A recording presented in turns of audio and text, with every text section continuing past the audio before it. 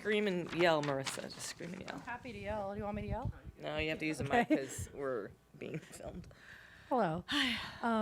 Obviously, just like to come out before a back-to-back, before this long stretch of 5 home games and all of that in such a condensed period, how nice was it to have a game that you guys kind of lead from start to finish and you get a chance to rest some people and just like get a few different looks? Yeah, it kind of worked out really nice. And I think when we do get rest, like I said, we had 2 to 3 days people had off. And so I think when there's a time where you can recover, both mentally and physically, then you could execute game plans. But when they're so tired, that's when it becomes a little bit of a struggle. And so I think you saw us connected, really.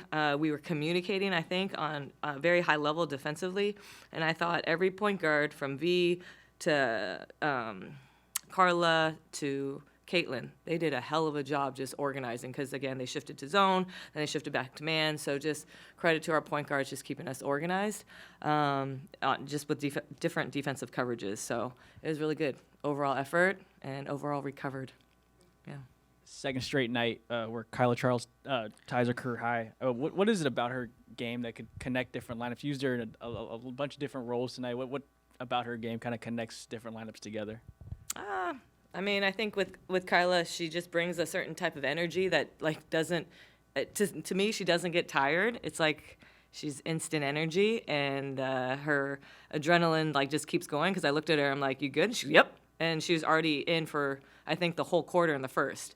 And so, I was like, "Do you need a sip?" And she's like, "Nope." And so having someone with that type of condition, that's really good, especially, we matched her up with Sony. Again, a high-level elite scorer in this league. That's not an easy cover. So, again, just credit to Kyla, but it was complete team. You could tell we were connected. You can tell we were communicating. You could tell we were shifted. So, again, I know Kyla's probably going to say it's a team effort, but with someone with that much energy and that communication, and she was calling, pick and rolls, pin downs, she was calling every coverage, we're really lucky, that, again, we're really lucky she was available.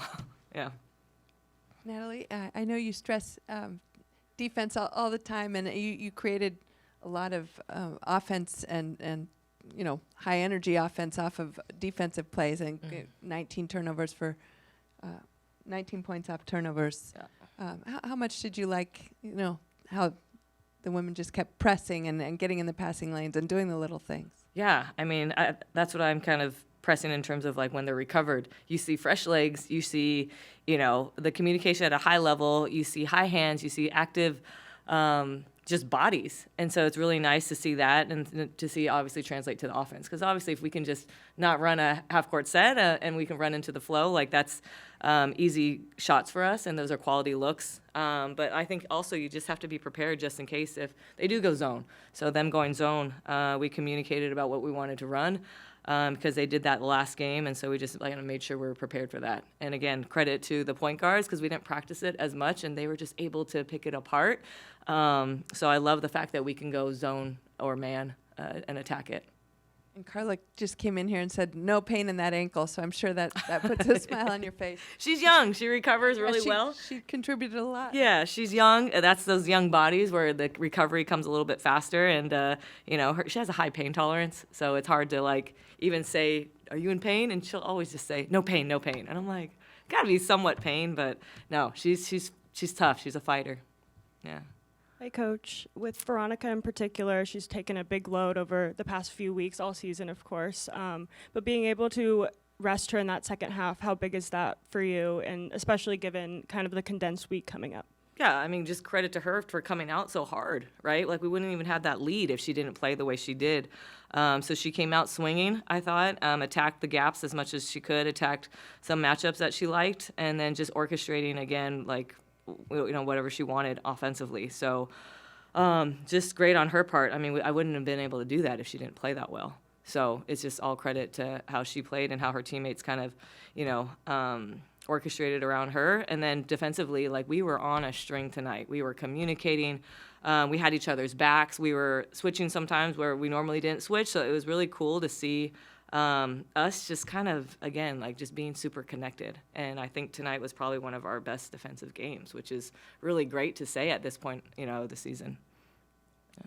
Hey Natalie, two questions here. Who had the scout for the assistant coaches? Who had the scout tonight? Sydney Dobner. Sydney. So I also wanted to ask, like, earlier this week you talked about like your coaching staff and all your assistant coaches doing the scouting and everything. What's made them so effective at like scouting these teams? Because tonight was like a great scout. They're brilliant. My staff, Kasib, Landon, Sugar, Sydney. I got two Sydneys, Sydney Dobner and Sydney Parsons, Daisy, Boki. They're brilliant. They're brilliant. They're very passionate about the game. And so when you have people that really care about their scout and take pride in it and dig deep into the tendencies that we're looking for in order to beat these teams, I mean, again, these are must-win. Tomorrow is a must-win game.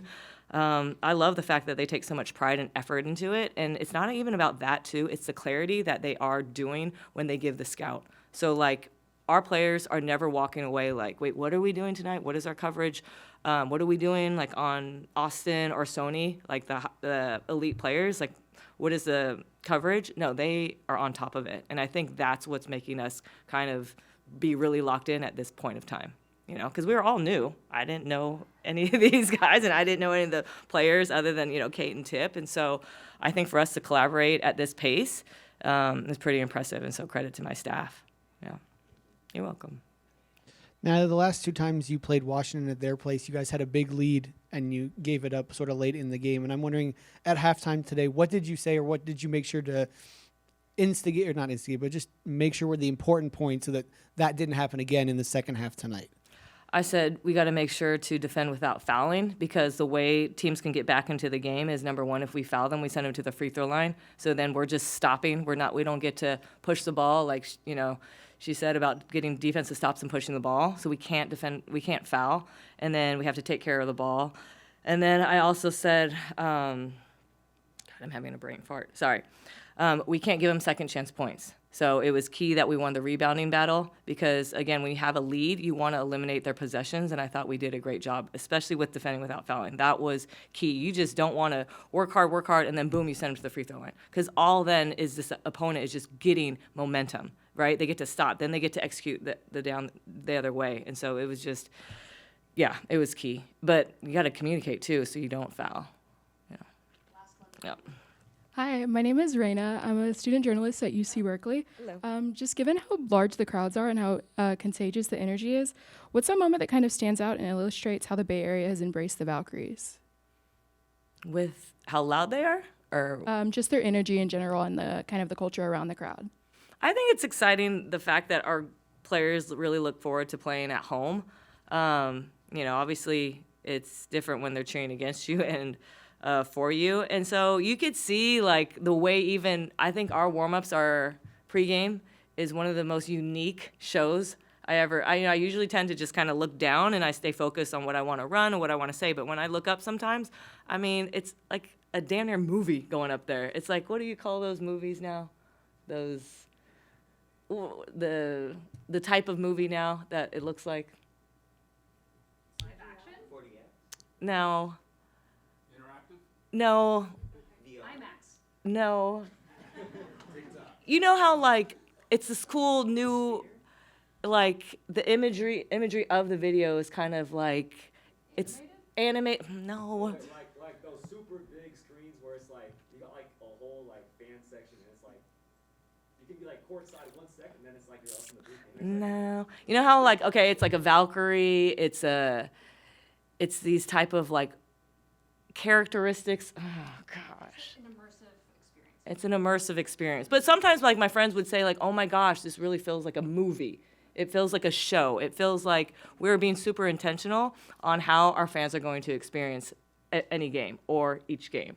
So that's all I'm just trying to say is, like, when my friends came the first game, they were just like, that was the best entertainment I've ever had in a game. And I think that's, again, it's credit to Jess Smith and her team. Like, we put on a show here, not just basketball, but we are super intentional. Violet is very intentional on her dance moves and how she interacts with the crowd. And so, no, I think it's just more credit to Jess Smith on what she's brought.